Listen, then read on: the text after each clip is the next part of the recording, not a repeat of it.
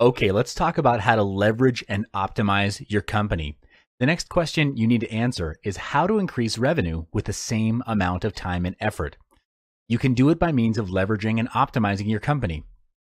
Leveraging your business means using your resources to their optimum advantage for improved results.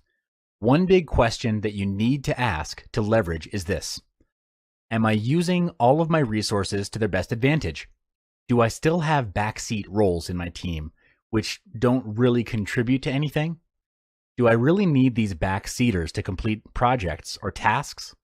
If you answered no or maybe, your business is ripe for leveraging on your existing talent pool and optimizing your team size so there are no backseats. Companies which can achieve more results with fewer resources are great examples of leveraging. One example is Brand A, which produces higher quality vehicles even though Brand B spends more on research. An African proverb says, if you want to go fast, go alone. If you want to go far, you need a team. Many businessmen struggle in their businesses because they try to do everything themselves. Some result in hating the entire process because they end up performing tasks which are not their field of expertise, such as production or operations.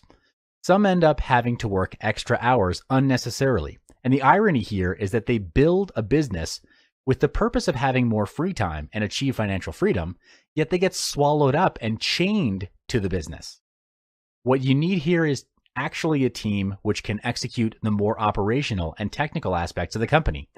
This way, you'll have so much more time working on your business, not in it, which includes strategic planning and direction.